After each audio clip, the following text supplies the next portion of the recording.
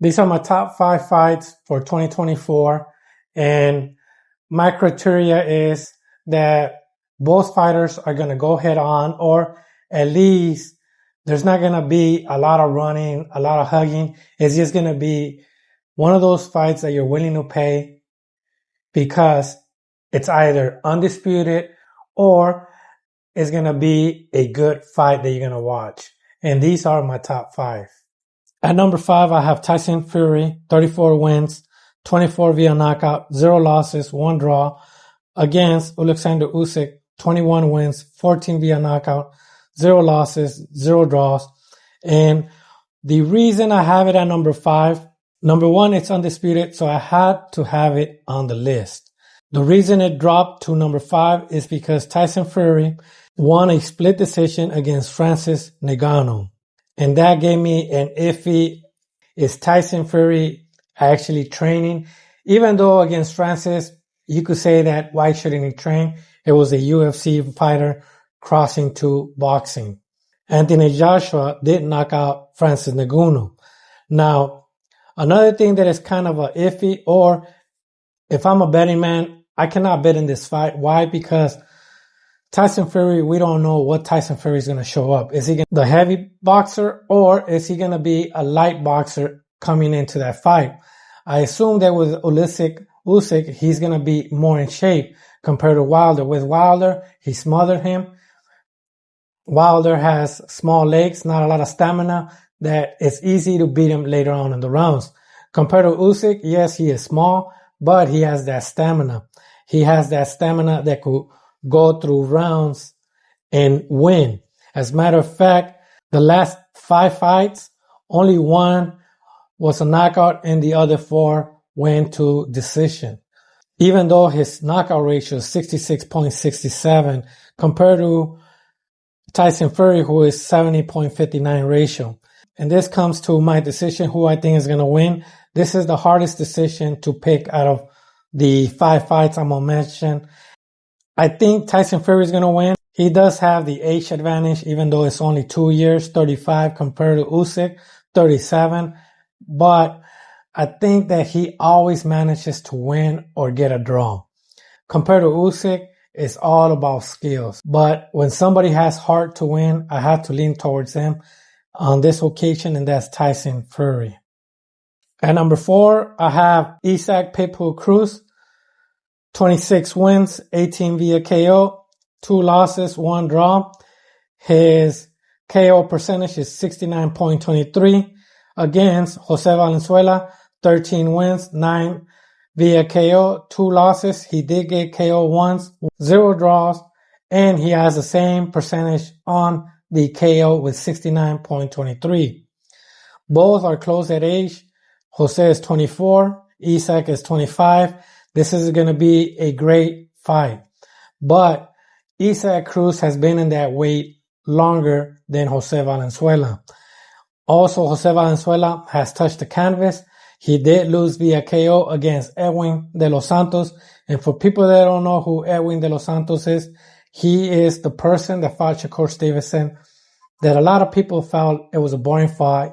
And it was the fight with the least, I'm not sure if it was the least punches thrown or the least punches landed that Shakur won. After that fight, he fought Chris Colbert, who I think he beat, but he lost in unanimous decision in Las Vegas. After that, he had a rematch against Chris Colbert, and he won via KO on the 6th round. And now he's here in Los Angeles, BMO Stadium, in the undercard of Terence Crawford. And by the way, I think this is going to be the second best fight in that card of Terence Crawford. And now, why do I have this at number 4? It's easy. It's going to be a knockout. I don't know who's going to knock out who, but if I was a betting man, I'll bet on a knockout. I think Usyk Cruz is going to win, and I think he's going to win via knockout. He's the shorter fighter with a 5'4" against a 5'10". He has less reach, but his plan is always stay in the pocket, stay in the body, hit the body, throw those haymakers. And with a 5'10" height, I think that the haymaker is going to easily land. And that's why I have Usyk Cruz winning this fight, even though Mr. Southpaw, Rayo Valenzuela, could land those punches as well. But that dome of Usyk Cruz is hard. It's harder than a turtle shell. At number 3, I have Jaime Munguia, 43 wins, 34 via knockout, 0 losses, 0 draws, a 79.07 KO ratio against Saul Canelo Alvarez, 60 wins, 39 via KO, 2 losses, and 2 draws. Out of all the fights that I'm mentioning, I think Jaime Munguia has the better chance of an upset. At the same time, why did I put this fight at number 3? Number 1, pay-per-views are going to go off the roof. Number 2, Jaime Munguia does have a chance. In my view, he's age 27. That's the peak of power, in my view, against Canelo. Canelo is 33, but his feet are old. They don't move, and that's going to make Jaime Munguia be easier to hit him. At the same time, Jaime Munguia defense is not that good, but now he has Freddie Roach as his cornerman. It used to be Eric Morales, but now it's Freddie Roach. I believe this is the second fight with Freddie Roach. The first fight was against John Ryder. That is the only fight that they both fought. And John Ryder against Canelo Alvarez, he fought in 2023 in May, and he won by unanimous decision. Compared to when Jaime Munguia fought him, he fought him in Phoenix and won via TKO on the 9th round. The reason I have this one at number 3 above the Pitbull Cruz with Rayo and Fury against Usyk and below the number 1 and number 2 is because number 1 and number 2, I feel they're going to be great fights. Probably a knockout. Compared to this one, it's going to be a great fight, but I feel it could last all 12 rounds. And maybe Jaime is going to be more precautious.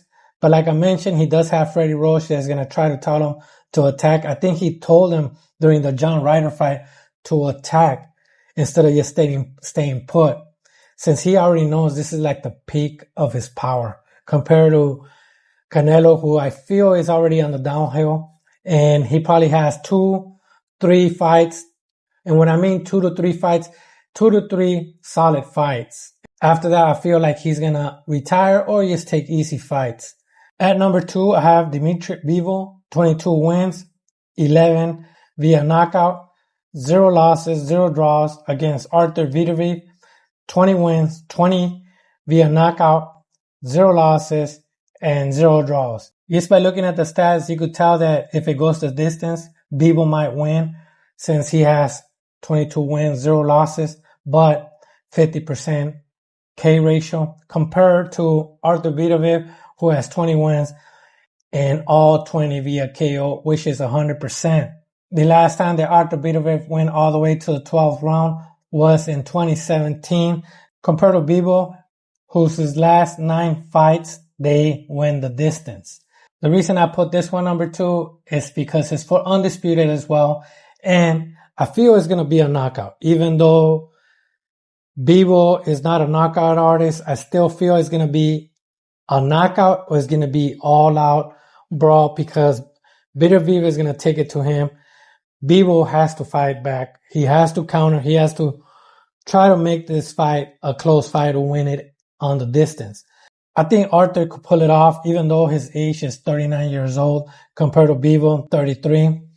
I feel like he has that power to finish Bivol. Bivol, I think if he wins, it's going to go the distance, but he has to make it a close fight, meaning that he's going to give Artur certain times on the fight to be close and take advantage of that power against Bivol. Bivol has shown that if he gets hit, he wobbles. I forgot what fight it was that he got wobbled, but Artur, for me, he is the best puncher in that weight class. And if somebody else could wobble Bivol, Artur could do it as well. As for number 1, these 2 fighters are suspended right now due to their previous fight. Virgil Ortiz is suspended by the California State Athletic Commission until May 2024. And Tszyu is suspended by the Nevada Athletic Commission until May 15. I'm not sure why Virgil is suspended for that long. It was a first round knockout. Compared to Tszyu, he did get an elbow to his head and he was bleeding throughout the fight. But this is going to be the best fight in 2024. Even though Tszyu lost that fight, and I like Fundora because he's from the Coachella Valley, but at the same time, I'm disappointed he didn't immediately say, you know what, I will accept the rematch. I will give you the rematch to fight. But this is going to be a better fight. Tszyu, 24 wins, 17 via KO. That's a 70.83% KO ratio with that one loss against Fundora and 0 draws.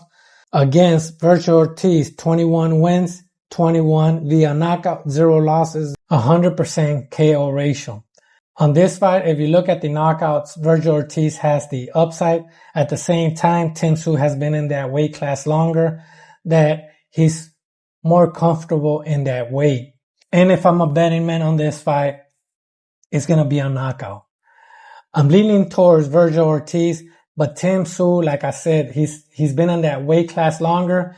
His resume, he has Jeff Horn, Brian Mendoza, and Fundora. Compared to Virgil Ortiz, he just fought Dularme.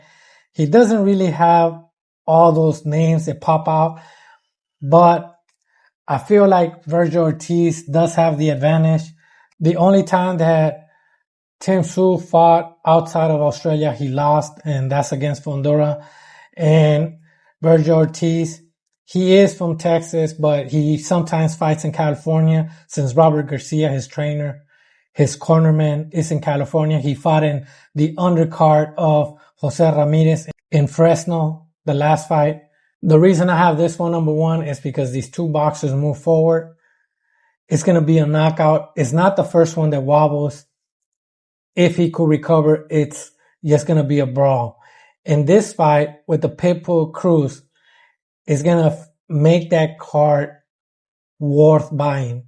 The Terence Crawford on top is just to have that name brand on top. I'm not saying that Terence Crawford is not good, and I don't have him on the list. And the reason I don't have him on my list is because the opponent that he's facing.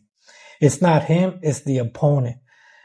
And I feel like him being the main card and having these two fights, and of course they have Reese, and they're going to probably have more key fights under it, it's going to make this card the best one. And these two fights, like I mentioned, the Ortiz, Tszyu, and the Pitbull and Rayo, these are going to be knockouts. And that's all I got. Thank you. Thank you for watching.